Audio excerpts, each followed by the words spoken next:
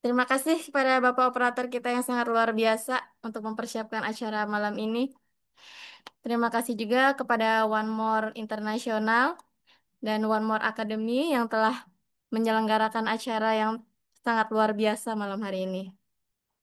Perkenalkan Bapak Ibu, saya Susi Nopita Leelani malam hari ini sebagai moderator yang akan mendampingi Bapak Ibu semuanya. Pada malam hari ini, ternyata udah 55 peserta yang hadir ya, sangat luar biasa semangatnya Bapak Ibu. Saya berharap ini bisa sampai ke 200 peserta ya yang hadir malam hari ini. Silakan Bapak Ibu, rekan-rekannya, mitranya boleh segera dihubungi untuk masuk ke acara malam hari ini. Selain acara malam ini, kita akan mendapat ilmu yang sangat luar biasa Bapak Ibu. Nanti pada akhir acara akan ada door prize bagi Bapak Ibu yang beruntung. Ya, jadi pastikan Bapak Ibu tetap stay di Zoom ini, buka kameranya, kita simak baik-baik pemaparan dari seseorang yang sangat luar biasa malam hari ini. Siapa tahu nanti Bapak Ibu bisa beruntung dapat door prize-nya ya. Semoga Bapak Ibu bisa beruntung. Baik Bapak Ibu, tema kita malam ini adalah sangat penting ya, sangat luar biasa untuk kita, bahkan untuk keluarga kita. Marilah kita panjatkan puji dan syukur kehadirat Allah Subhanahu wa Ta'ala, di mana pada malam hari ini kita bisa berkumpul bersama dalam acara webinar Dokter Talk bersama One More Academy dengan tema Kenali dan Cegah Stroke Sejak Dini. Bapak Ibu, mungkin udah banyak yang tahu ya bahwa penyakit stroke saat ini banyak sekali Bapak Ibu. Bahkan menjadi trending topik ya Kak, di dunia gitu. Bahkan ada penelitian yang mengatakan bahwa ada 12 juta orang bahkan lebih Bapak Ibu bahkan lebih itu bisa menderita stroke setahunnya. Setahun Bapak Ibu bayangkan ya 12 juta orang itu banyak sekali Bapak Ibu. Karena penyakit stroke ini merupakan penyakit yang bisa membuat banyak orang meninggal karena disebabkan penyakit stroke ini. Salah satu penyakit terbanyak di dunia adalah penyakit stroke, termasuk di Indonesia, Bapak Ibu.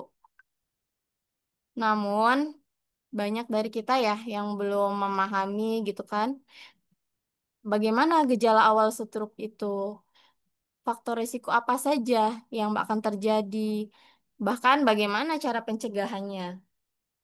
Itulah kenapa malam ini kita termasuk orang-orang yang beruntung, Bapak Ibu.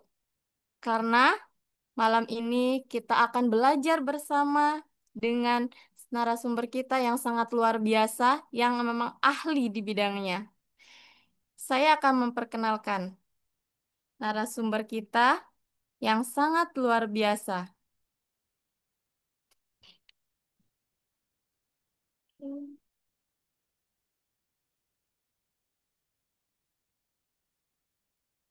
Beliau adalah seorang dokter umum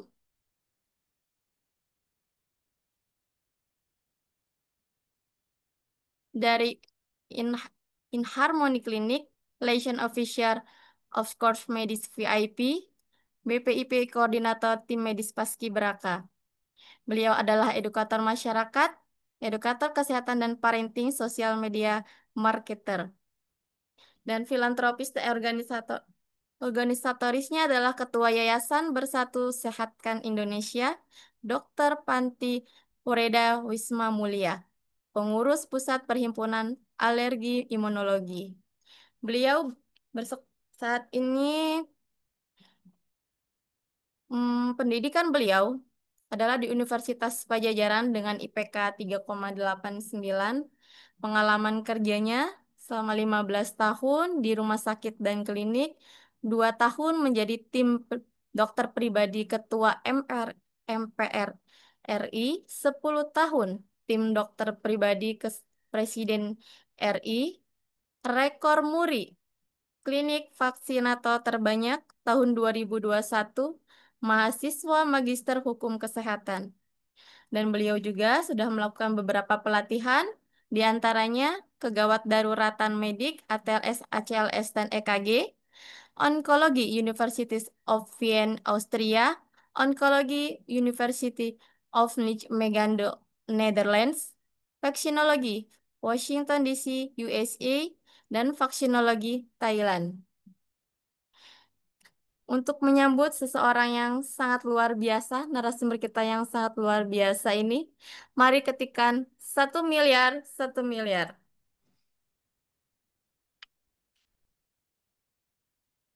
Mari Bapak Ibu, ya. Mari kita sambut bersama Dokter Meta Melvina. Halo, Selamat selamat malam, malam. dokter. Selamat malam, Mbak Pipit. Semoga semakin lama semakin banyak nih yang join ya. Terima Iya, kasih ya dok. untuk pembukaannya. Ayo diundang Bapak Ibu sekalian karena topik malam ini itu berkaitan dengan stroke ya. Stroke itu Iya, sering banget terjadi di keluarga kita. Jadi insya Allah topik hari ini itu bisa bermanfaat untuk kita untuk menolong orang-orang di sekitar kita juga ya.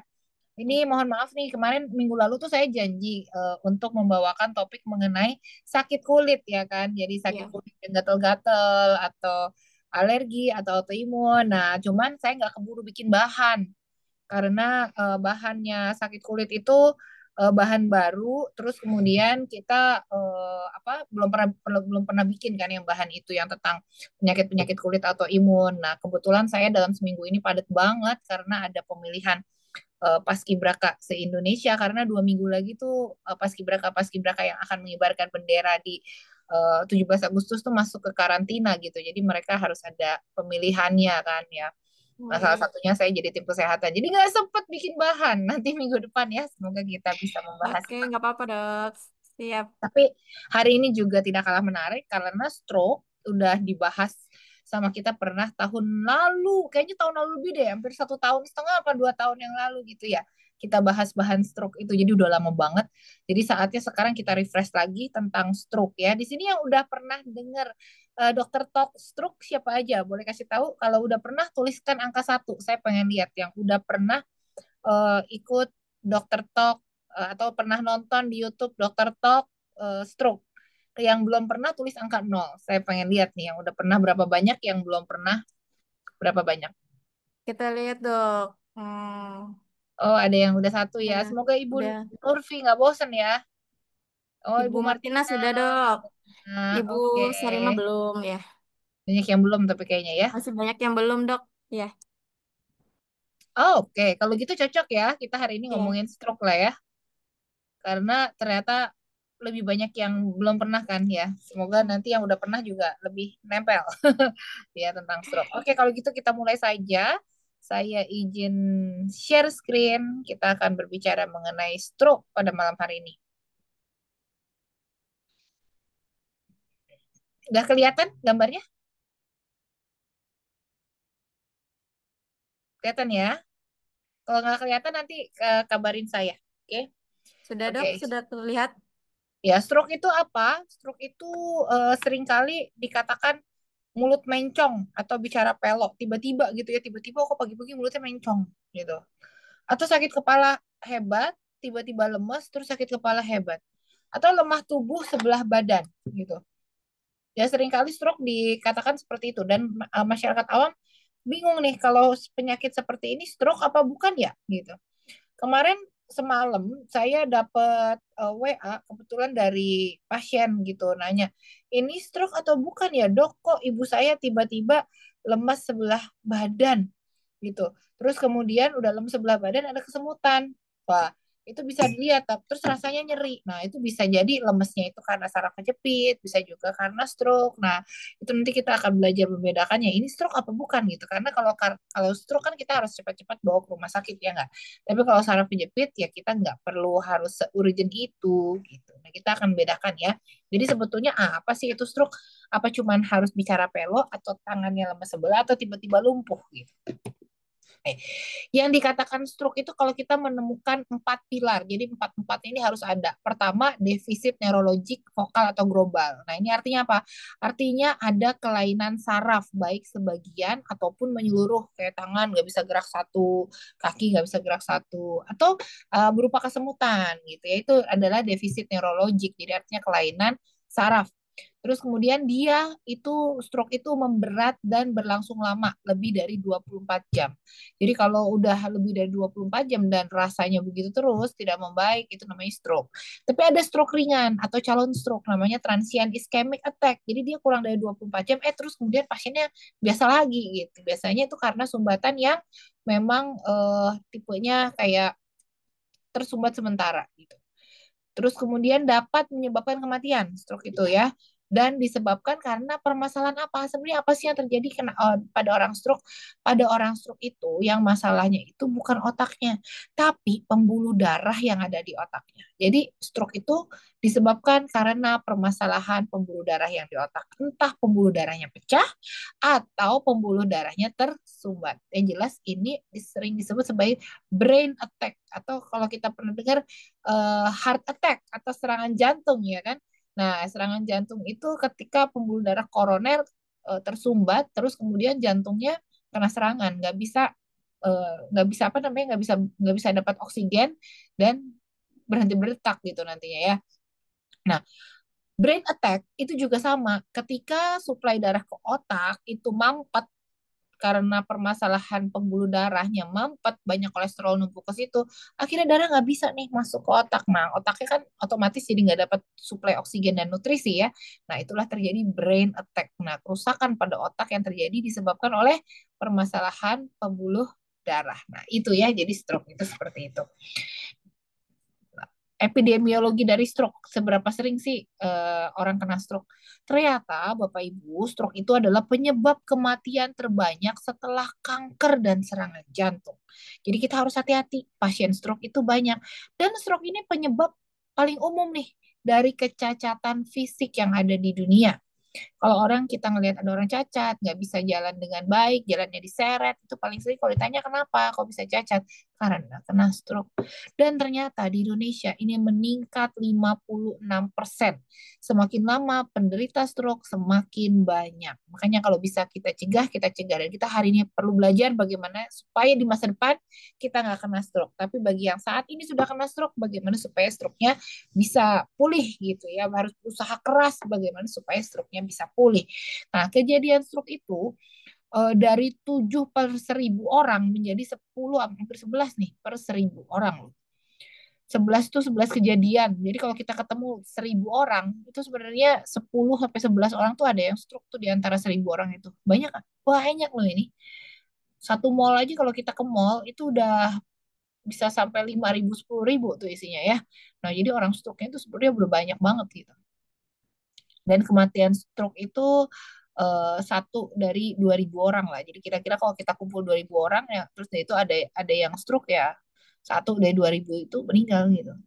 Jadi insidensi dan prevalensi stroke itu meningkat dengan bertambahnya umur harapan hidup manusia karena kita makin lama makin tua kan. Zaman dulu sih belum tua 60 tahun udah pada meninggal gitu ya. Zaman sekarang kan orang umurnya lebih panjang karena banyak yang bisa menjaga kesehatan ya. Jadi umur-umur tuh pada lebih panjang ya otomatis kejadian stroke-nya juga bisa terjadi lebih banyak gitu kan. Dan lifestyle yang buruk itu juga mempercepat kejadian stroke. Nah, apa yang terjadi dengan otak manusia tuh bagaimana cara otak manusia bekerja? Otak kita itu terbentuk dan berkembang sejak manusia masih ada di dalam kandungan hingga saat dewasa. Nah, zaman dulu dibilang ilmu-ilmu kedokteran waktu zaman saya sekolah dibilang kalau misalnya orang udah kena stroke udah deh gawat deh semuanya ya udah nggak bisa kembali lagi gitu. Tapi zaman sekarang apalagi banyak penelitian-penelitian dari Jepang gitu ternyata sel saraf yang dulu dibilang kalau udah cedera nggak bisa kayak udah kabel keputus nggak bisa nyambung gitu. Ternyata sel saraf ini bisa berkembang dan bisa juga berkembang saat dewasa. Jadi kalau lagi udah cedera itu juga bisa berkembang pelan-pelan tapi butuh pembelajaran lama. Nah, ini disebut sebagai neuroplasticity. Dia bisa menurun memang pada masa tua kita, volume otak kita mengecil, mengkerut ya, supaya nggak mengkerut, supaya mengkerutnya lebih lambat gimana? Rajin baca buku, rajin berpikir, jangan malas mikir ya. Jadi kalau yang sekarang lagi punya banyak pikiran itu sebenarnya bagus, itu jadi jauh dari yang namanya pikun. Kalau kita udah mulai malas berpikir, malas bekerja, malas membaca, itu lama-lama otak kita makin lama makin kecil, mengecil, menyusut. Makanya orang waktu masih kecil bisa IQ-nya jenius, makin lama IQ-nya makin turun ya. Nah, Bapak Ibu semua kan nggak mau ya IQ-nya jadi merosot ya dengan tambahnya usia kan ya. Nah, jadi harus rajin-rajin menghitung, bekerja, jangan cepat-cepat pensiun gitu dan tetap terus harus produktif terus gitu ya supaya otaknya memang bekerja terus ya. Nah, ini adalah bentuk otak yang normal ya, yang ada di sebelah kiri ini jaringan normal otak nih bentuknya gini. Jadi otaknya ada yang putih, tebal ini adalah tulang kepala ya. Terus bagian dalamnya ini kayak otak lah persis otak sapi ya begini. Ada bagian yang abu-abu, ada bagian yang agak gelap ya. Nah, tapi kalau seperti ini kita bisa lihat di bagian ini ada mungkin perdarahan nih karena dia warnanya lebih putih ya. Terus kemudian di sini ada apa ya? Ini ada bolong di pinggir sini ya. Mungkin juga itu ada kista atau ada benda asing atau tumor ya seperti ini. Tapi bagian yang warna putih ini berarti kemungkinan adalah perdarahan, bekas perdarahan pada otak ya. Nah, otak manusia itu benar seperti kabel ya kalau digambar seperti ini karena pusat pengaturan segala sesuatu dalam tubuh kita itu berasal dari otak. Makanya banyak orang penyakit-penyakit itu ya disebabkan karena cara pikir yang salah ya. eh Banyak mikir di otak taunya jadi sakit lambung, banyak pikir di otak juga bisa tidur ya. Jadi otak ini ngatur berbagai macam fungsi. Nah, otak juga dibagi-bagi itu ada bagian depan, lobus frontal, bagian temporal yang ada kiri kanan telinga ya. Terus kemudian bagian parietal yang ada di ubun-ubun ada di kiri dan di kanan gitu. Terus kemudian lobus occipital yang di belakang nih, di bagian otak belakang dan ada otak kecil yang namanya cerebellum. Pembagian otak tuh seperti ini, Bapak Ibu. Nah, tiap bagian otak itu memiliki fungsi dan peran masing-masing. Jadi kalau orang yang lobus temporalnya besar, ya, maksudnya aktif gitu, otak kan bentuknya juga macam-macam. Ada yang gede di depan, kayak kepala orang bentuknya macam-macam ya. Ada yang gede di depan, ada yang gede di samping gitu. Nah, itu tergantung perkembangannya waktu masih dalam kandungan dan stimulus-stimulus yang diberikan saat mau sampai 2 tahun tuh. Tapi terus lama-lama ya berkembang, tetap makin besar, makin banyak pengetahuan ya makin besar. Sampai seukuran tertentu ketika tulangnya berhenti menutup, terus kemudian bentuk kepalanya udah tidak makin besar, ya di situ mulai melambat sih sebetulnya si otak itu bekerjanya ya atau berkembangnya. Nah, lobus temporal ini banyak ke arah pendengaran, pembelajaran bahasa, emosi, ya. Sementara lobus frontal yang depan ini, depan jidat ini, yang otak bagian depan jidat ini untuk bergerak, untuk menghitung, ya. Terus fungsi kognitif itu untuk belajar kepintaran, terus memori, penyelesaian masalah dan kreativitas.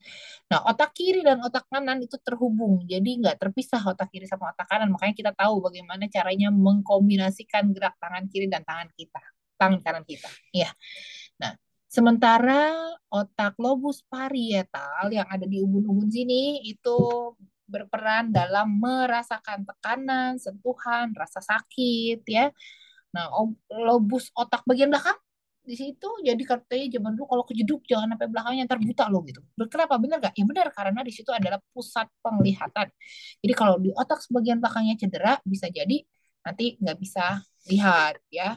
Nah, cerebellum atau otak kecil itu deket leher di bawah dekat dekat leher sih, dekat leher atasnya leher dikit ya ini. Itu pusat keseimbangan badan yang orang sering-sering vertigo mungkin ada masalah juga di cerebellumnya harus dicek ya koordinasi badan, percakapan di sini. Sementara batang otak atau medula oblongata ini adalah pusat pernafasan, pusat denyut jantung. Jadi jantung itu bisa berdenyut itu karena perintah otak juga sebetulnya, yang diperintahkan oleh si medula oblongata dan pengatur suhu. Apakah suhunya harus naik nih karena ada infeksi gitu. Nah, itu semua tuh diatur oleh otak mesinnya ya. Nah, kalau stroke ini gimana? Jadi tadi saya udah cerita bahwa ada yang namanya mini stroke atau stroke ringan atau stroke kecil namanya transient ischemic attack ya. Ini terjadi kurang dari 24 jam. Jadi gejala-gejala yang tadi seperti ada mulutnya mengo atau gerak kakinya susah digerakkan, tangannya ada kebas kesemutan, pokoknya jadi lemes sebelah tubuh. Tapi kok tiba-tiba besoknya hilang ya nggak kenapa-napa lagi gitu. Itu mungkin karena transient ischemic attack. Tapi kita harus hati-hati, jangan dibiarin karena sepertiga orang yang mengalami transient ischemic attack ini bisa jadi stroke kalau misalnya nggak diobatin ya. Jadi harus dicari ini transient ischemic attack-nya dari mana. Terus apa yang menyebabkan dia jadi kayak kemarin gitu, tiba-tiba nggak bisa gerak gitu. Harus dicari pembuluh darah mana yang tersumbat. Jadi gimana caranya supaya dia tidak bernyumbat ulang. Gitu yang harus kita pikirkan ya, supaya nggak terjadi stroke. Nah, sementara orang yang udah kena stroke, stroke itu ada dua jenis, ada stroke infark dan ada stroke perdarahan. Stroke infark ini 85% pasien stroke itu rata-rata memang stroke infark. Artinya stroke karena penyumbatan pembuluh darah otak. Sementara stroke perdarahan itu berarti pecah pembuluh darah di dalam otak pecah. Sehingga apa kalau pecah? Ya luber sama darah otaknya. Sementara eh, kepala kita kan batoknya nggak bisa tambah besar, Bapak Ibu ya segitu aja. Kebayang nggak kalau ada ngowos darah di situ, kan berarti darahnya akan menekan bagian otak situ ya, bagian otak yang harusnya nggak tertekan jadi tertekan. Akhirnya disitulah terjadi masalah dan terjadi stroke ya. Nah, stroke perdarahan ini ya persis seperti pecah pembuluh darah gitu, tapi adanya di kepala, disebabkan karena aneurisma. Rata-rata karena aneurisma itu pembuluh darahnya kayak sosis gitu, terus rapuh, jadi nggak lempeng kayak selang. Di tempat yang rapuh itulah ketika ada tiba-tiba tensi melonjak tinggi terjadilah stroke perdarahan. Atau karena trauma, karena terbentur contohnya ya, atau karena minum pengencer darah dalam jangka waktu lama yang tidak dimonitor oleh dokter. Nah, itu juga bisa terjadi stroke perdarahan. Nah, predisposisi stroke ya menurut penelitiannya itu 40% terjadi di pembuluh darah besar, terus 33% terjadi karena masalah jantung, jadi dari pompa jantung yang kurang optimal, terus kemudian dia saat memompakan darah itu akhirnya nyumbat, itu bisa. Terus 16% itu stroke pembuluh darah kecil, 73% stroke perdarahan stroke perdarahan lobar dan 38% stroke perdarahan di dalam. Jadi bukan pembuluh darah yang di luar tapi pembuluh darah yang ada di dalamnya otak. Nah, kalau mudahnya seperti ini, Bapak Ibu ya. Kalau yang gambar di tengah ini adalah gambar otak kita, yang hijau ini adalah medula oblongata, yang tadi tepat pusat pernafasan. Kenapa kalau misalnya orang udah mau meninggal, itu lama-lama dia nafasnya hilang, itu karena si batang otaknya ini udah ketekan, udah turun ke sini. Otaknya udah turun ke batang otak, akhirnya menyumbat sini, pep, dah aja, akhirnya nggak napas lagi ya. Atau otaknya bengkak, nggak napas lagi. Nah, sementara kalau stroke, itu di pembuluh darah yang Bapak Ibu lihat ini yang kayak pohon ini pembuluh darah yang ping-pingnya itu jaringan otak ya. Nah, itu tersumbat seperti ini. Persis seperti jantung ya. Kalau tersumbat ya berarti yang di pinggirnya tidak mendapat suplai oksigen. Akhirnya terjadilah stroke infark atau stroke iskemik atau stroke penyumbatan. Ya. Sementara hemorrhagic stroke ya stroke hemorragik atau stroke perdarahan ini terjadi karena pecahnya pembuluh darah ya persis pecah pembuluh darahnya gitu terus kemudian nggak terkontrol ngowos terus gitu bleeding terus berdarah terus ya akhirnya jadilah stroke perdarahan. Gimana nih bedainnya antara stroke perdarahan sama stroke hemorragik? Sebetulnya kalau kita ngelihat mirip-mirip aja karena ada gejala tiba-tiba lemes sebelah badan, ada bingung, ada sakit kepala, beberapa kasus bisa kejang. Ya kalau kena ke bagian motoriknya ya dia bisa kejang. Tetapi untuk stroke iskemik ya ada sedikit berat, jadi dia tuh semakin cepat gitu memberatnya, memburuknya tuh lebih cepat. Makanya stroke iskemik itu suka nggak ketolong gitu. Sementara stroke hemorragik itu lebih banyak yang ketolong gitu. Dia lebih mild gejalanya dibanding stroke iskemik. Nah, makanya begitu ketahuan ada stroke ini harus dibawa ke rumah sakit karena kita harus membedakan apakah ini stroke jenis hemorragik ataukah stroke jenis iskemik gitu. Karena pengobatannya berbeda Bapak Ibu ya. Kalau misalnya stroke iskemik, kita kasihnya apa ya? Kita kasih pengencer darah kan karena dia iskemik ya tersumbat. Tapi kalau stroke hemoragik itu dia karena perdarahan ya dikasih penyetop perdarahan. Jadi jangan sampai kebalik ya. Kalau kita ternyata stroke ya stroke iskemik dikasih pengencer darah makin mau sorry kalau misalnya stroke iskemik dikasih pengencer darah benar. Tapi kalau stroke hemoragik dikasih pengencer darah, wah itu makin bocor darahnya ya. Jadi makanya nggak boleh kebalik. Nah ini perbedaannya antara yang B yang sebelah kanan saya ini adalah stroke perdarahan, sementara yang sebelah kiri saya ini adalah stroke penyumbatan. Ya, kalau yang perdarahan itu ada darahnya nih yang warna putih-putih ini di sini adalah mewakili gambar darah ya. Kalau yang penyumbatan ya tersumbat gitu. Jadi eh nggak ada aliran darah ke arah otak sini, akhirnya dia tersumbat kayak otaknya kayak ya hilang aja nggak bisa kerja gitu. Nah, kenapa orang bisa kena stroke sih gitu? Nah, faktor resiko stroke penyumbatan itu pertama merokok. Jadi hati-hati untuk bapak-bapak di sini, itu ibu-ibu yang merokok. Terus kemudian kolesterol tinggi, biasanya nggak pernah cek lab, tahu-tahu kolesterol tinggi gitu. Terus nggak diapa-apain, udah karena nggak ada gejalanya gitu, kolesterol tinggi nggak diobatin jadinya ya. Nah, itu hati-hati karena apa? Deposit kolesterol yang tinggi itu seperti nabung, tapi nabungnya nabung lemak di pembuluh darah, entah pembuluh darah jantung, jadi serangan jantung atau pembuluh darah otak, jadilah stroke ya, penyumbatan gitu. Tekanan darah yang tinggi juga bisa menyebabkan stroke, kurang olahraga, pola makan buruk, dan genetik atau riwayat keluarga. Nah, jadi kalau kita lihat stroke, ini stroke itu adalah sebuah kejadian emergensi, butuh penanganan yang cepat ya. Nah, kita bisa mengenali Bapak Ibu ini adalah sebuah trik dan tips gitu dari saya namanya singkatannya FAST. FAST itu artinya apa? Cepat ya, singkatan dari FAST, Face, Arm, Speech, and Time. Jadi kalau ingat stroke, ingat fast gitu. Harus cepat ya kalau nangani stroke, jadi harus fast gitu. Face, Arm, Speech, Time. Yang face yang dilihat apa? Suruh miring, suruh gini Bapak Ibu mukanya. Ini bisa lihat muka saya mungkin bisa diperbesar ya. Nah, kayak gini dulu. Oh, sebentar, sebentar. Stop sharing. Nah, kalau misalnya ketemu orang stroke, itu jangan lupa dilihat supaya eh, halo, ya, nah dilihat supaya mulutnya suruh gini harusnya kalau kita suruh iya apapun itu kalau bisa dilihat ini stroke-nya ya disuruh gini kalau lihat garis senyum ya garis senyum di sini harus ada kiri sama kanan harus sama ya. Nah kalau misalnya tiba-tiba tapi gini yang ini yang nggak hilang kayak gini nah ini mungkin stroke ya seperti itu. Terus kemudian lidahnya suruh julurkan ke depan. Nah ini yang sekarang di rumahnya lagi ada pasien stroke bisa dicobain ya. Lidahnya julurkan ke depan yang panjang seperti ini. Harusnya lidah itu terbelah apa di tengah gitu adanya. Nah, kalau julurkan ke depan, adanya di tengah. Tetapi kalau lidah itu ada geser ke kiri atau geser ke kanan, padahal orangnya udah disuruh julurkan biasa ya kayak gini, disuruh lidah miring ke samping, itu kemungkinan juga stroke. Terus kemudian yang bisa dilihat lagi adalah cara ini mata, apa menutup mata. Jadi jangan lupa matanya suruh tutup begini, terus diangkat seperti ini ya, diangkat. Dia ya suruh nutup mejem yang kencang, diangkat. Harusnya kita tetap bisa nutup mata walaupun kita pejamkan mata dan ini diangkat tetap bisa menjem matanya. Nah, bagi orang stroke yang kayak gini tetap aja yang sebelahnya keangkat gini. Jadi bisa tetap keangkat ya. Nah, itu ada cara pemeriksaan singkat demikian untuk stroke itu. Terus kemudian tangan, jangan lupa tangannya disuruh ke depan begini ya. Lalu ditekan nih, dilihat dia suruh tekan ke atas, kita tekan ke bawah. Yang ini juga sama, kita tekan ke bawah, dianya suruh tekan ke atas nih pasiennya.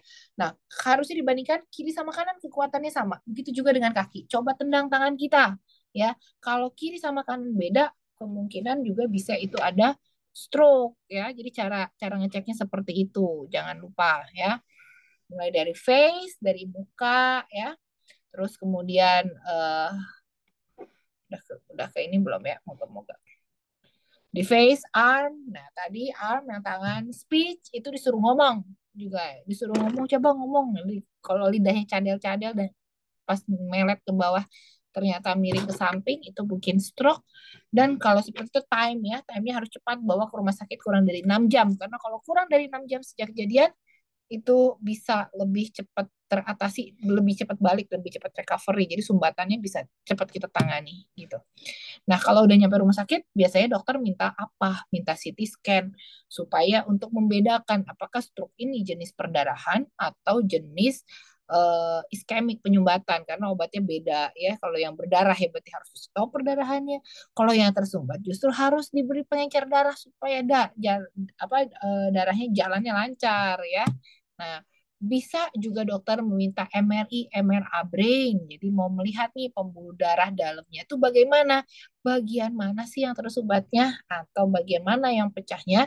Nah, itu bisa dilihat oleh MRI, MRA brain ya. Nah, terus untuk yang pencegahan juga bisa nih sebelum stroke ngecek USG karotis. Karotis itu ada pembuluh darah besar ya dari sini ya, dari jantung geraknya untuk ke otak. Nah, itu ada pembuluh darah karotis. Kalau pembuluh darah karotis di situ ada tumpukan lemak ya, terus dia nggak stabil lemaknya keplek-keplek. Nah, itu hati-hati begitu ada tekanan darah tinggi langsung naik, langsung nyumbet di atas ya.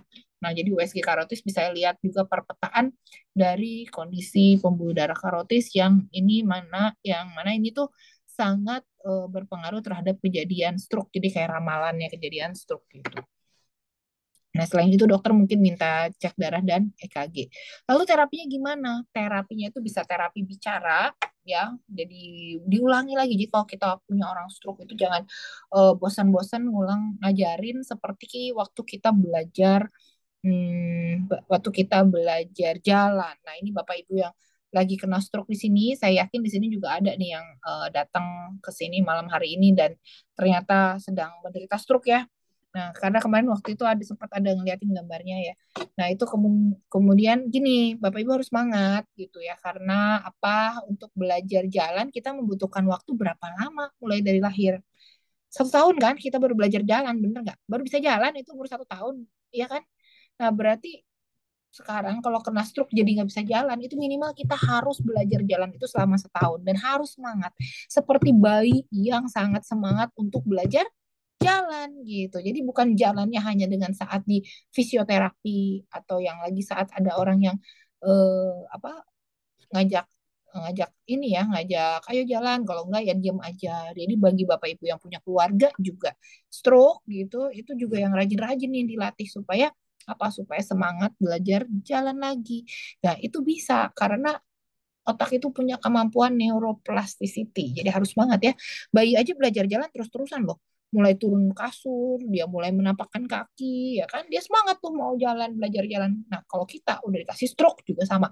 Harus semangat lagi untuk bisa berjalan kembali. Ya, nah terus ada juga terapi fisioterapi, bisa dipanasin, bisa didinginin, bisa dipijit, di ultrasound supaya sel-selnya lebih bisa pada regenerasi lagi gitu biar bisa kembali. Terus kemudian terapi okupasi berkomunitas harus banget ininya berlatih. Saya punya beberapa pasien yang memang udah stroke dan ketemu stroke itu tapi stroke baru ya. Terus kemudian dikasih obat, akhirnya dengan belajar pelan-pelan dia menggerakkan tangannya. Sekarang udah jalan, udah biasa lagi kayak nggak ada kayak orang nggak kena stroke gitu. Itu hebat sih. Bukan saya yang hebat, tapi karena emang ibu itu yang hebat gitu. Belajarnya mau seperti belajar anak-anak belajar jalan lagi ya. Nah, untuk stroke perdarahan itu kita bisa terapi dengan cara bedah, dengan cara mengurangi tekanan di otak karena kan udah ada volume otak kita kan udah penuh di dalam kepala. Nah, terus tiba-tiba kepala kita yang udah penuh dengan otak harus didesak sama darah. Berarti harus diambil kan darah dan bekuan darah yang ada di otaknya gitu. Terus kemudian ya dengan cara apa ya? Dengan cara bedah gitu ya. Terus kemudian mengurangi perdarahan dengan cara stop pengencer darah, transfusi dan perbaikan pembuluh darah kalau memang pembuluh darahnya ada arteri vena malformasi, pembuluh darah abnormal atau ada aneurisma ya. Sementara stroke penyumbatan itu 6 jam langsung bawa ke rumah sakit langsung di RTPA, itu dikasih pengencer darah ya, itu mirip seperti cuci darah sih ya, cuci otak itu. Terus kemudian nanti diambil bekuan darahnya, bekuan sumbatannya sorry, akhirnya darahnya bisa ngalir lagi ya. Terus kemudian bisa juga carotid and arterectomy, jadi bagian arteri karotis itu dibersihin terus dipotong kalau emang kesananya nggak masalah gitu ya, kalau dipotong dikikis gitu supaya peredaran darahnya lancar lagi dan angioplasti tuh. Nah, One More itu punya produk apa nih untuk mensupport orang yang sedang sakit stroke gitu atau pencegahan stroke? Itu yang pertama adalah nutrisi support ya, ya itu ada satu dua tiga empat lima enam produk ini banyak ya. Nanti kita akan bahas fungsinya masing-masing satu persatu. Ada Penis Night Blue, B12 plus, Omevia, Dekamin, Slim Star, dan melatonin. Kok banyak banget. Ya ini semua punya fungsi masing-masing soalnya. Jadi beda-beda ya. Sementara Venus Night Blue itu isinya adalah ginseng merah Korea, glukosamin, ion perak, saponin, germanium organik, kalsium, kalium, dan magnesium. Ini ada penelitiannya, masih kutipan bahasa Inggris ya. Jadi di dalam PNG itu kan ada ginseng. Nah, ginseng ini memang bisa meningkatkan tekanan darah, tetapi bisa juga apa menurut. Jadi pada pada orang yang tekanan darahnya rendah, kalau menggunakan ginseng bisa naik tekanan darahnya jadi normal. Tapi bagi orang yang tekanan darahnya sudah tinggi, dia juga bisa menurunkan tekanan darah yang tinggi itu. Jadi artinya apa? Dia bisa meregulasi atau membuat menjadi normal. Tapi bukan berarti Bapak Ibu harus lepas obat hipertensinya ya. Ini tetap perlu dipakai obat hipertensinya supaya nggak loncat. Nah, itu. Terus kemudian PNG atau ini di dalamnya juga ada ini masih ginseng merah Korea. Sorry, ini masih ginseng merah Korea ya fungsi-fungsinya. Terus dalamnya ada lagi germanium organik. Nah, germanium organik ini dia punya kemampuan untuk mengangkut 3 atom oksigen. Jadi oksigen yang dibawa sama dia itu banyak gitu sehingga apa suplai oksigen ke jaringan dan sel itu semakin banyak. Kalau suplai oksigennya baik, ya stroke-nya juga bisa uh, tidak terjadi ya atau perbaikan ya. Nah, germanium ini juga seperti ekstrak bunga, dia penting untuk keseimbangan banyak fungsi sel tubuh kita. Dia berkontribusi pada normalisasi elastisitas pembuluh darah. Artinya si pembuluh darah itu dibikin elastis ya. Kalau pembuluh darahnya regas, tensinya jadi tinggi. Dengan pembuluh darahnya rileks, tensinya jadi lebih terkontrol ya. Germanium juga meningkatkan produksi energi, mengembalikan sistem kekebalan dan sistem saraf pusat. Sehingga dikatakan bahwa PNG ini bisa meningkatkan kapasitas kerja, membantu pemulihan setelah aktivitas fisik yang berat. Nah, terus kemudian ini ada vitamin-vitamin yaitu vitamin D3, K2, magnesium, dan vitamin C yang ada di dalam dekamin ya. Tentunya ini sangat bermanfaat. Kenapa ini masuk ke dalam paket stroke? Karena bisa membantu tubuh menyerap kalsium. Nah, kalsium dengan fit D itu bisa menekan nafsu makan. Kok ada hubungan sama stroke? Biasanya stroke itu terjadi pada orang yang komplikasi diabetes, jadi gula darahnya dia tinggi, tapi belum tentu ya, nggak semua stroke disebabkan diabetes. Sama yang kedua adanya hipertensi gitu ya, adanya kolesterol yang menyumbat gitu ya. Itu terjadi karena apa? Karena pola hidup, pola makan yang kurang baik gitu. Nah, sementara itu ada juga yang namanya Slim Style. Nah, Slim Style ini paket untuk melangsingkan badan dan mengurangi penyerapan bahan-bahan yang tidak perlu diserap oleh tubuh. Intinya seperti untuk detox ya. Nah, Slim Style ini bisa membakar lemak dengan cepat, membatasi makanan berlebih. Jadi kalau pakai Slim Style itu jadi nggak pengen makan terus-terusan. Kan saya suka lihat ya, ada orang yang nyemilnya nggak habis-habis gitu, terus berat badannya tambah gede aja ya. Nah, jadi kalau orang udah merasa kenyang gitu dengan ditempel slim style, jadinya nggak cenderung ngemil-ngemil makan lagi gitu, sehingga kolesterolnya jadi numpuk dan akhirnya numpuknya di pembuluh darah jantung dan di otak. Kalau numpuknya di otak jadi stroke iskemik gitu ya. Nah, selain itu ada juga melatonin. Melatonin ini di dalamnya ada esens mawar dan esens lavender. Ini untuk mengurangi gangguan tidur, mengurangi migrain, mengurangi sakit kepala, menekan sistem saraf, melawan depresi, mengontrol detak jantung dan tekanan darah. Jadi kalau lagi stroke itu suka susah tidur, bisa ditempel melatonin. Tapi ingat ya, pasang melatonin itu malam-malam, jangan pagi-pagi. Kalau pagi-pagi nanti jadi seharian bobo terus ya. Nah, ini produk yang terakhir adalah Omevia. Di dalamnya ada omega 3, coenzim Q10. Dua kombinasi antara omega 3 dan coenzim Q10 ini bisa melindungi fungsi otak ya. Selain itu melindungi juga pembuluh darah, otak, jantung dan di seluruh bagian tubuh kita. Ya, kalau itu kombinasi dari omega 3 dan coenzim Q10. Nah, di dalam Omevia juga ada DHEA yaitu dehidroepiandrosterone di mana ini adalah ibu dari semua hormon untuk melindungi tubuh dari berbagai penyakit ya. Dan di dalamnya ada pregnenolon, ini adalah hormon memori, prosesnya itu adalah merangsang proses otak untuk menghafal dan meningkatkan kapasitas kerja tanpa menimbulkan efek samping. Jadi ini semua sudah aman ya. Oh, masih ada lagi aku lupa ya. Ada vitamin tertinggal yaitu B12 plus. Ini adalah vitamin saraf, biasanya diberikan pada orang yang semua orang sakit saraf sudah pasti dapat vitamin B gitu. Karena apa? Karena dia bekerja untuk memperbaiki sel-sel saraf ya. Vitamin B12 plus ini juga disebut sebagai vitamin energi karena dia bisa meningkatkan energi tubuh kita memang dengan menyuplai glukosa dan energi gitu yang dibutuhkan oleh tubuh setelah diubah melalui proses metabolisme ya. Nah, ini ada sebuah jurnal menarik dari Elsevier ya, jurnal tentang nutrisi. Dikatakan bahwa asam folat, vitamin B6 dan B12 itu ternyata bisa memperbaiki hipertensi. Jadi harusnya orang yang punya hipertensi ini memakai juga folat B26, B6, B12 dan B6 ya. Gitu. Nah, bisakah stroke dicegah? Kan pengennya mencegah itu lebih baik daripada mengobati ya. Nah, bisa nggak sih stroke dicegah? Kalau bisa dicegah ya baiknya dicegah. Jadi cegahnya mulai dari sekarang. Bapak Ibu yang punya keluarga yang stroke, berarti kita kemungkinan ada gen stroke-nya juga. Jadi kalau bisa kita jangan sampai kena stroke gitu. Nah, cegahnya gimana? Dengan makan makanan sehat, yang bernutrisi, berat badan dijaga biar ideal, ya, olahraga teratur, tidak merokok, membatasi konsumsi alkohol, dan medical check up rutin. Jadi harus tahu nih kadar kolesterol kita berapa ya. Jangan-jangan udah ketinggian. Nah, begitu ketinggian itu harus tetap cepat dikontrol karena kalau nggak jadi numpuk di pembuluh darah. Tuh. Jadi pesannya adalah jaga otak Anda baik-baik ya. Nah, karena memang kita walaupun bisa perbaikan dengan stroke ya pasti lebih susah. Jadi kalau bisa dicegah stroke itu lebih baik dicegah. Dan setelah kita tahu bagaimana membedakan orang stroke apa bukan, yang tadi tangannya dicek, terus kemudian disuruh nyengir, terus matanya ditutup ditarik ke atas ya. Nah, itu semua mungkin bisa bermanfaat untuk mengenali apakah ini pasien stroke atau bukan dan apakah kita perlu cepat bawa ke rumah sakit atau enggak.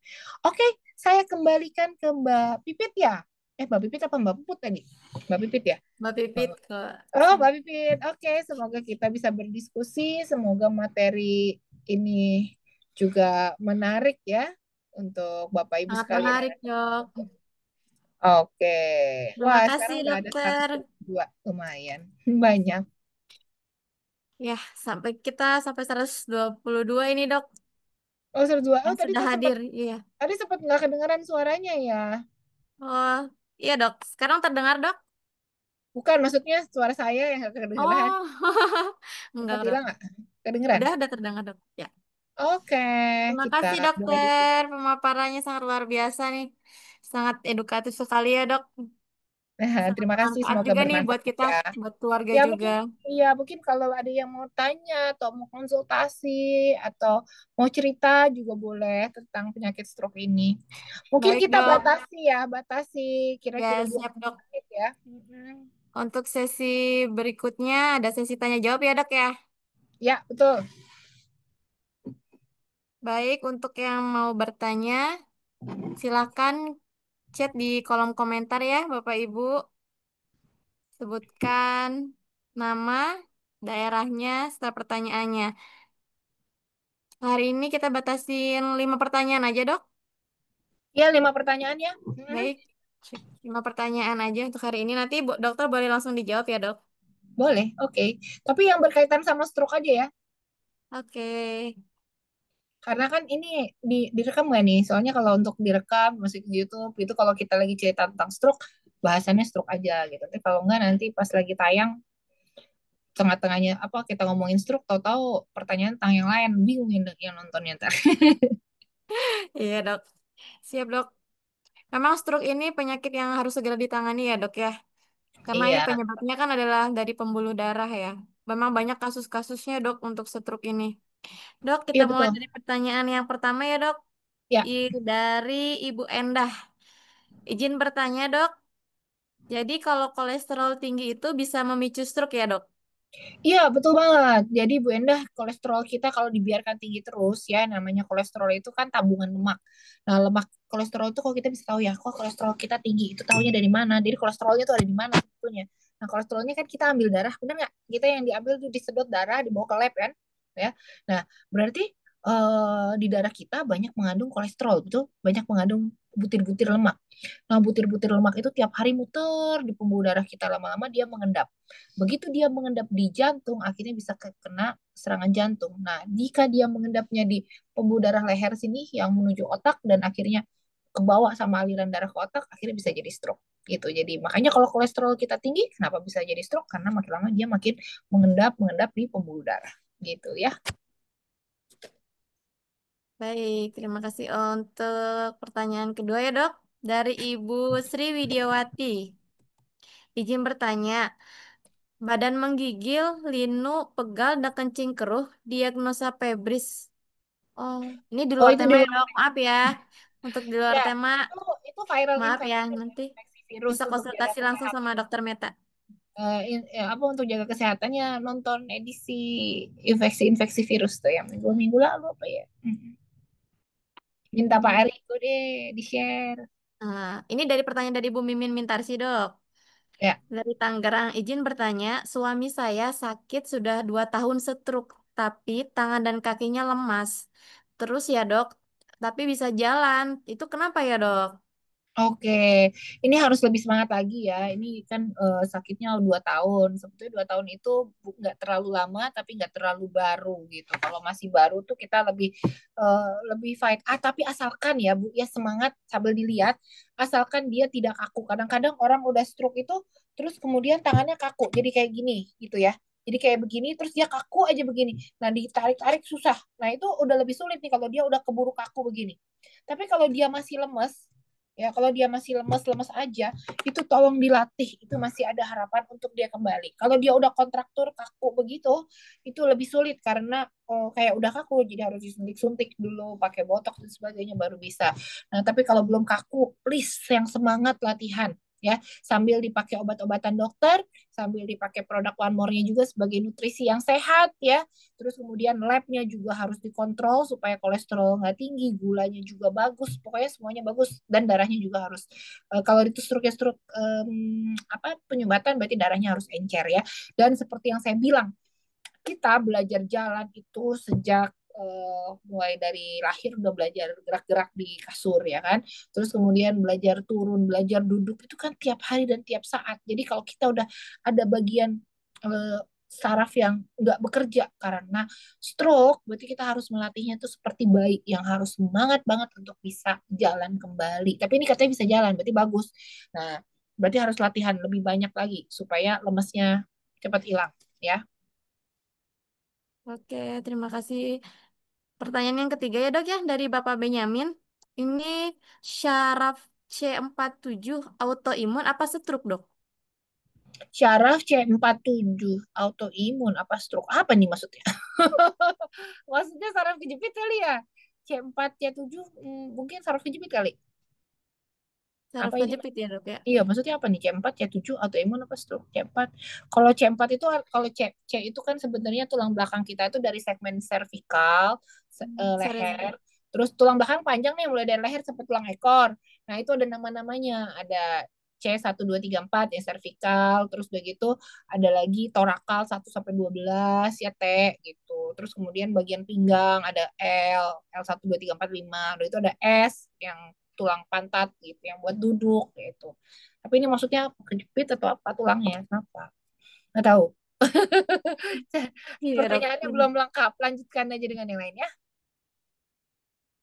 Ini dok izin bertanya dok dari Ibu Sri Retno Jakarta. Kasus stroke untuk yang sudah 2 tahun setelah pemakaian produk berapa kali tempel ya? Ada perbaikannya. Oke, itu nggak bisa jadi nggak bisa kita apa ya, nggak bisa kita generalisir. Semua orang beda-beda. Tapi yang jelas itu dipakai patchnya itu dipakai 2 hari sekali harus diganti. Jadi dia paling lama dipakai 24 jam gitu. Boleh pakai satu, boleh pakai dua. Tapi sebenarnya sih dari produknya cuma satu kali tempel aja bisa ya. Nah, itu adalah nutrisi yang dibutuhkan oleh tubuh kita. Jadi produk-produk One More ini bukan pengganti obat dokter ya. Ini adalah nutrisi sehat. Jadi ada ginseng bagus. Kapan kita makan ginseng begitu? Terus kemudian kalau ditempel itu bisa banyak nyerap ya ke kulit. Jadi obat tempel atau nutrisi tempel itu banyak menyerap lewat kulit, apalagi teknologi nano ya Bapak Ibu, dia bisa nyerap, terus kemudian dia bisa masuk ke pembuluh darah dan akhirnya bekerja di seluruh tubuh kita. Jadi nutrisi-nutrisi itu adalah nutrisi sehat yang bisa menambah energi, memperbaiki fungsi-fungsi yang rusak, fungsi saraf yang rusak gitu. Tapi bukan berarti itu sebagai pengganti obat dokter ya. Jadi nggak bisa dibilang, kalau kita pakai itu berapa lama kita bakal sembuh. Bahkan obat dokter sendiri pun nggak bisa bilang, oh kalau stroke yang jenis ini pasti bisa kembali, yang seperti itu nggak bisa kembali, atau bisa sembuh lagi berapa lama. Obat dokter sendiri juga nggak bisa ngomong itu. Nggak bisa gitu kita bicara seperti itu juga. Ya, Baik dok, terima kasih. Pertanyaan yang terakhir ya dok ya. ya. Dari Bu Haja Tik Tik nih dok, dari Cipanas Cianjur. Mau bertanya dok, saya sering kesemutan berbarengan dengan bibir dan mata dok. Saya mempunyai kolesterol 213, asam uratnya 8,7, diabetesnya pernah di 518. Sekarang sudah rada menurun semuanya dan sampai saat ini saya pakai produk One More. Pertanyaannya, sampai saat ini kesemutan itu sering terjadi. Apakah itu memang gejala stroke atau bukan ya dok? Oke, kesemutan berbarengan di bibir dan mata ini kolesterol masih harus diatur supaya di bawah 200 ya, dengan LDL-nya kalau bisa di bawah 70 ya. Apalagi karena di diabetes LDL-nya harus di bawah 70 ya. Kalau cek lab jangan cuma kolesterol cetek-cetek doang, tapi pakai LDL juga harus di bawah 70 LDL, kolesterol di bawah 200. Diabetes juga harus diturunkan, kalau bisa sampai 126 atau 120, wah bagus ya gula puasanya ya. Terus sekarang udah menurun semuanya, pakai produk One More itu bagus. Kesemutannya bisa pakai vitamin B12 ya. Terus kemudian apakah itu bisa jadi stroke? Ya kalau saya lihat dari bibir sama mata sih enggak ya, enggak ke arah situ ya. Cuman apakah ada saraf yang kejepit atau enggak, ya bisa jadi juga itu ada saraf kejepit, juga bisa ke arah bibir sama ke arah mata. Terus nanti kita perlu lihat nih yang kesemutannya itu separoh kiri kanan atau kadang-kadang bibir juga bisa cuma separoh nih. Kalau cuma separoh gitu ya itu bisa jadi ada saraf kejepit ya. Karena kalau semuanya misalnya kiri sama kanan itu bukan sih. Bisa juga karena stres juga bisa tuh kita jadi kesemutan gitu. Atau lagi tegang itu juga bisa memacu kesemutan. Baik dok, terima kasih ya dok penjelasannya. Sebenarnya masih banyak nih dok pertanyaannya dok. Banyak ya, lanjut aja deh. Saya masih Iya, bisa sampai 15 menit lagi kok. masih. Kita lanjut ya dok. Ya, Oke. Ini bersambung dari pertanyaan tadi Ibu Enda dok. Katanya kalau misalkan darah tinggi memicu stroke juga. Atau lebih besar pengaruhnya jika darah tinggi atau kolesterol gitu dok yang bisa memicu stroke. oke, terima kasih banyak. Ini pertanyaannya bagus ya. Darah tinggi juga bisa memicu stroke. Karena apa? Karena kalau tekanan darah tinggi kita itu anggap aja seperti selang. Selang kita pampet, kita tutup ujungnya, selangnya diisi air, airnya kerannya jalan, terus kita pampet gitu ya. Itu kan berarti tekanan di selang tinggi banget. Nah, itulah yang terjadi pada pembuluh darah kita kalau tekanannya tinggi banget. Nah, kira-kira begitu tekanannya tinggi, duer, pecah nggak? Nah, itulah terjadi stroke perdarahan. Atau pas lagi nyemprot tekanan tinggi, syat, tinggi banget, terus kemudian dari jantung ke otak tekanannya tinggi kan, lewat arteri karotis, zat, langsung ke atas tinggi, tiba-tiba ada plak yang ada di dalam arteri karotis, pembuluh darah karotis kita, dia karena tekanan di darah tinggi kan sama seperti kita nyontor lumut pakai selang suor gitu, lumutnya pindah kan dari yang pembuluh darah besar ke pembuluh darah kecil, akhirnya terjadilah stroke penyumbatan ya. Jadi makanya tekanan darah itu memang harus diturunkan ya. Kalau memang harus pakai obat, ya pakai obat. Jangan sampai dibiarkan tinggi ya. Orang yang punya darah tinggi, kalau minum obat jadi normal, itu akan sama seperti orang yang tidak punya darah tinggi. Jadi untuk diabetes, stroke, penyakit jantung, resikonya jadi menurun ya. Nah, untuk menurunkan tekanan darah tinggi juga udah ada tuh kita videonya. Jadi jangan lupa di-share, jangan lupa ditonton tentang hipertensi sekalian ya. Oke, kita masih lanjut ya dok. Pertanyaan Oke. berikutnya, kalau mulut mengot dan mata tidak bisa terpejam sempurna, apa itu termasuk gejala stroke juga dok? Tapi badannya sehat dok, tidak ada riwayat kolesterol dan darahnya juga tekanan darahnya juga normal. Oke, nah mulut mengo sama apa tadi?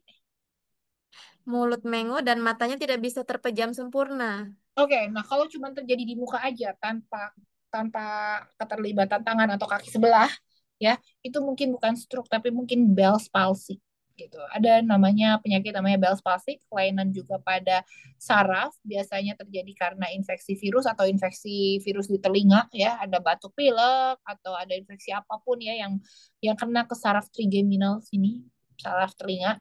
Karena itu sarafnya bentuknya seperti ini ya, dia bercabang begini. Terus kalau sarafnya kena, ya biasanya sebelah gitu. Jadi kalau kita ngelihat ada orang sebelah gitu, tapi sebenarnya bisa jalan, bisa aktivitas biasa, itu Bell's palsy, itu bukan stroke. Kalau stroke itu ada lemah anggota sebelah badan juga ya. Oke dok, yang lainnya udah sepertinya dok. Udah ya? Bukan Oke. ya, yang lainnya bukan pertanyaan tentang stroke. Oh, paling bawah ada nih. Nih, tanda-tanda awal dok. Dari Ibu Wardayati, apakah Ya, tanda-tanda awal ketika seseorang terkena stroke dok? ada yang bisa bantu jawab nggak? Coba ditulis di kolom chat. Saya pengen lihat yang tadi dengerin. Gimana sih cara kita tahu ya kalau Ada empat misalnya ya dok ya?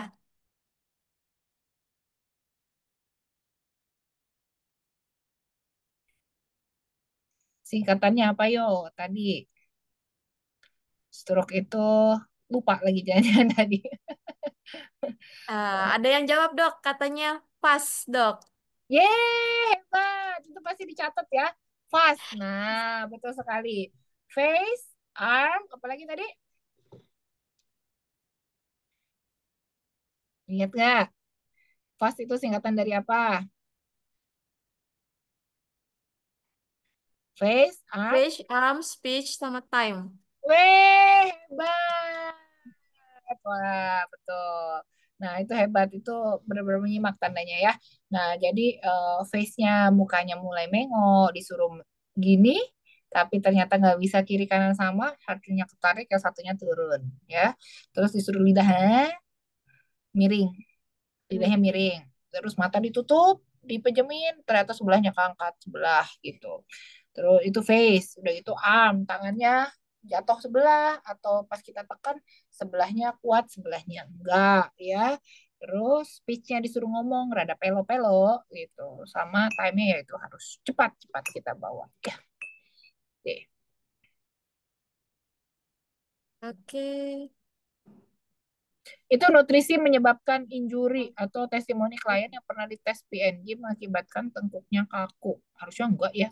Hmm.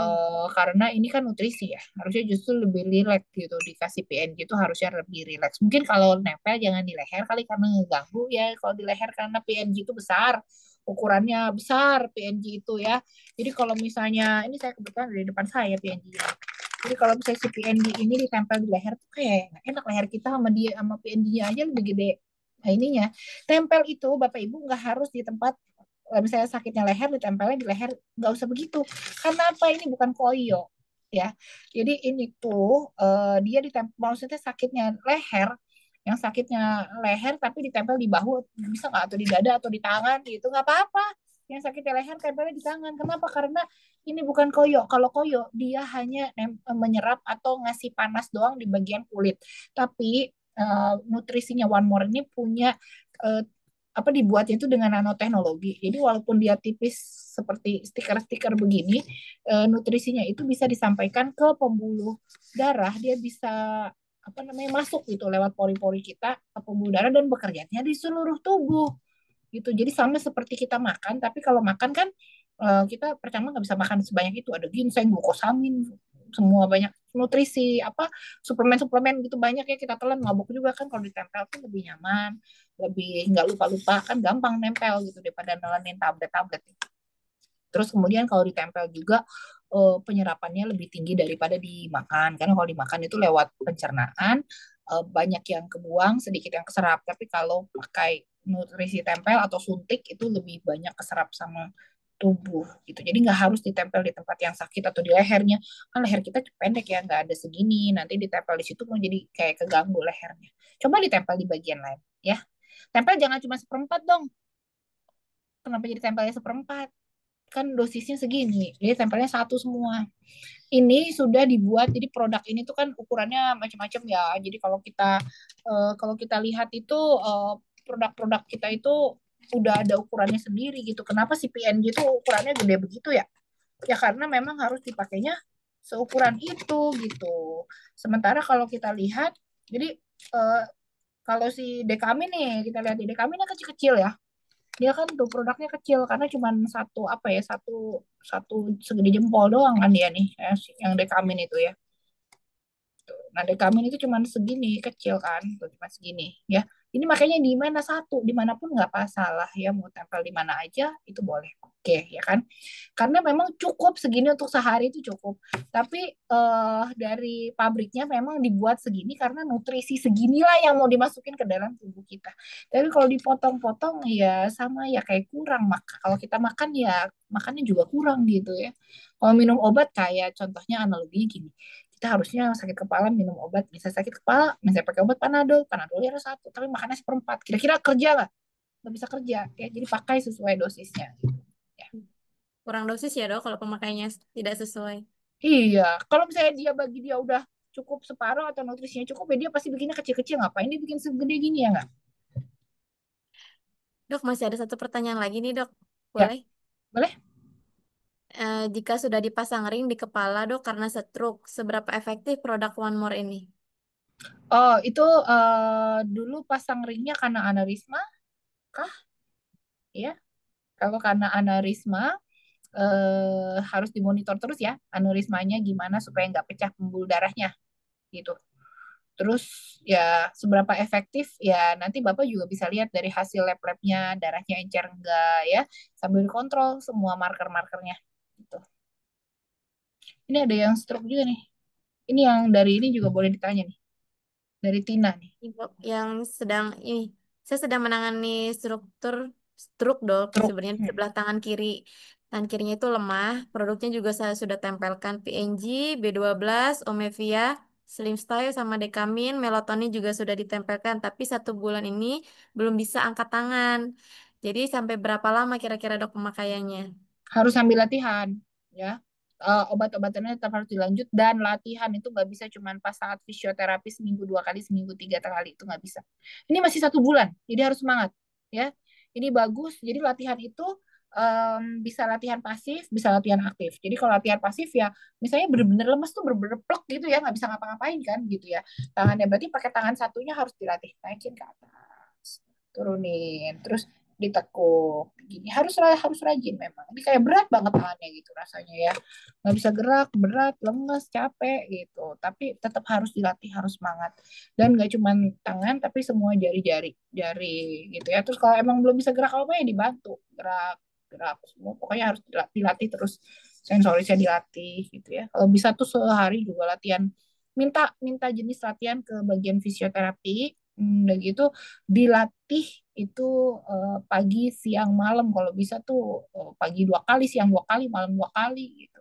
Jadi latihan sendiri, minta jenis-jenis latihannya. Jadi yang kurang itu tinggal latihannya ya. Baik dok. Wah masih banyak dok. Ternyata pertanyaannya masih Pilihin yang bertambah stroke aja terus ya. ini. Seru ya. Gak Seru apa-apa, ya dok. masih ada 3 menit. Boleh. Oke, ini dok, ada dari Bapak Edi. Anaknya berumur 19 tahun, penderita cerebral palsy karena insiden saat lahir. Dia bisa berjalan tapi tidak normal, tidak bicara dan tidak bisa komunikasi dan buang air. Saya rasa itu termasuk stroke juga ya dok. Selain 6 produk tadi, apakah ada tambahan produk dok?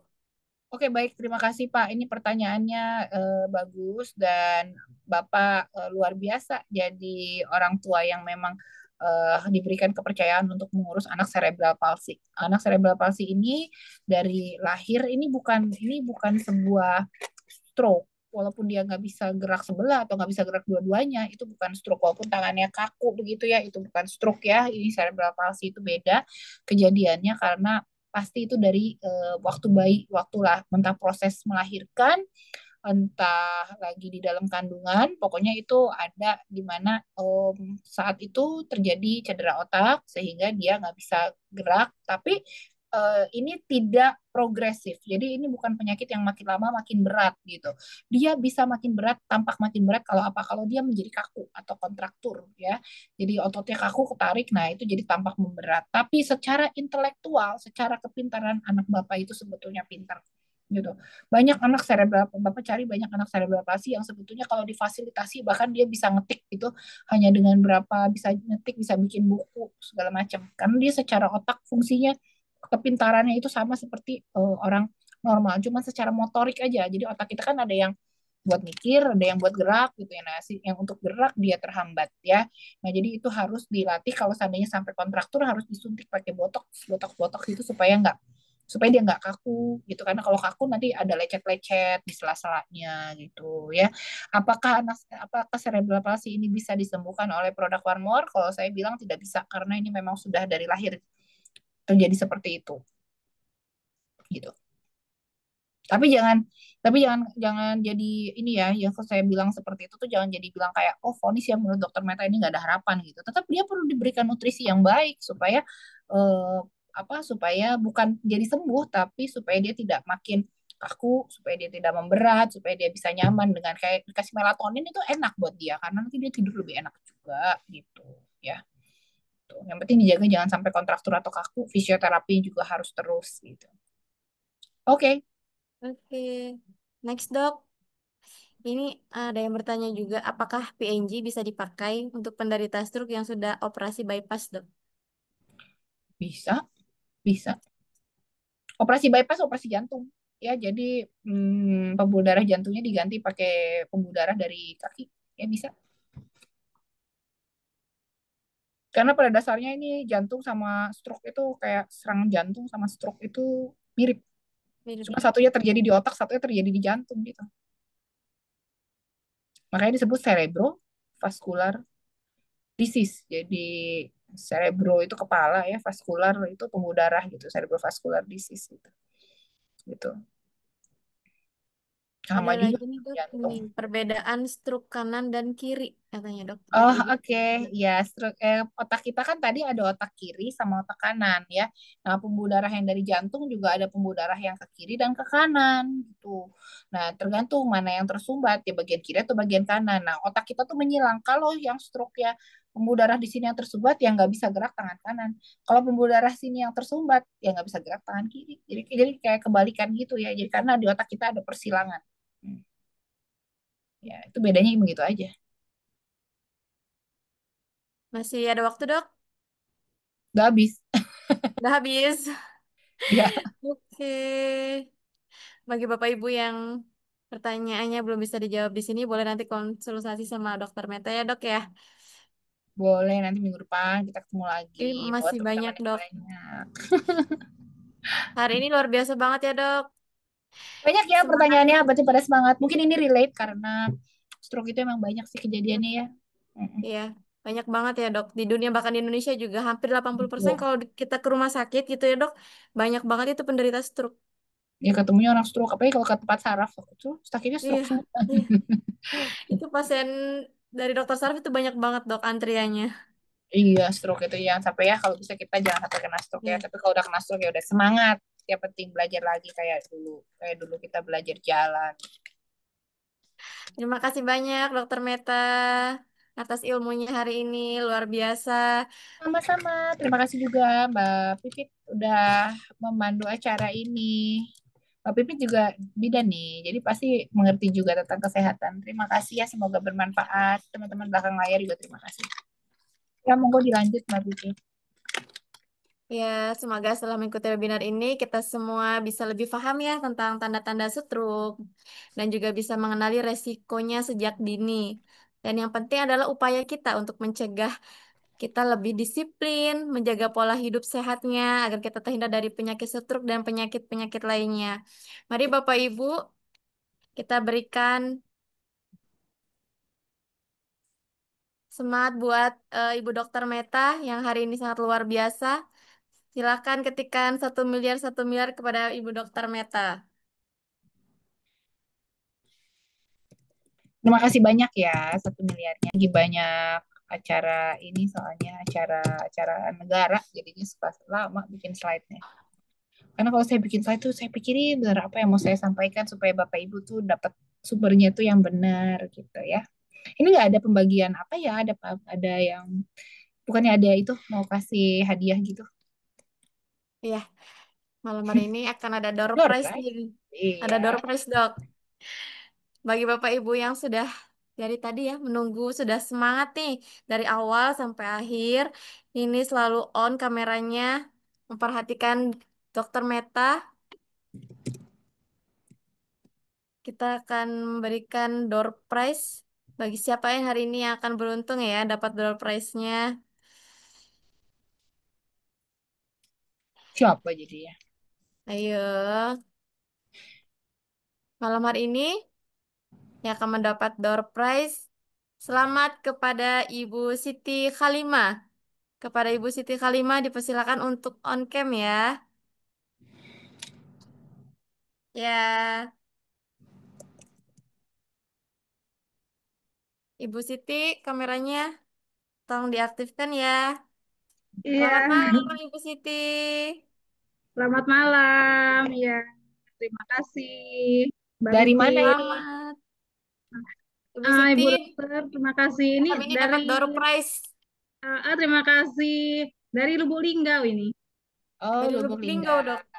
Wah, Iya, jauh ya. Udah lama pakai produk One More.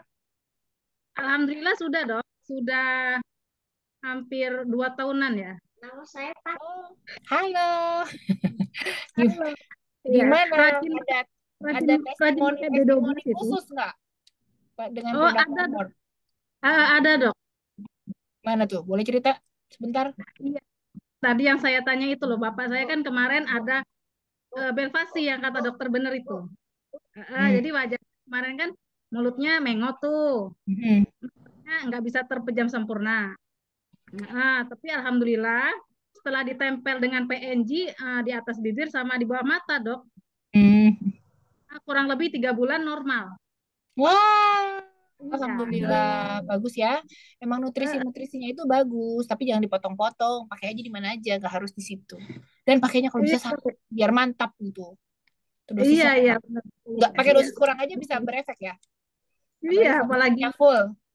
iya benar-benar. Terima kasih dok. Oke. Selamat Ibu Siti Khalimah. Iya, terima Nanti kasih Mbak silakan Vivi. menghubungi tim manajemen kami ya. Oke, terima kasih. Terima kasih kepada Bapak Ibu yang sudah hadir dan aktif pada malam hari ini. Semoga ilmu yang kita dapatkan pada hari ini bermanfaat untuk kita, bagi termasuk juga untuk keluarga kita ya. Baik Bapak Ibu, sampai jumpa di sesi Dokter Talk selanjutnya. Saya Susino Pita Lelani, pamit undur diri. Wassalamualaikum warahmatullahi wabarakatuh. Salam sehat dan tetap semangat. Terima kasih Mbak Susi, terima kasih Terima Bapak kasih, Ibu yang Dok. ya, sampai jumpa minggu depan.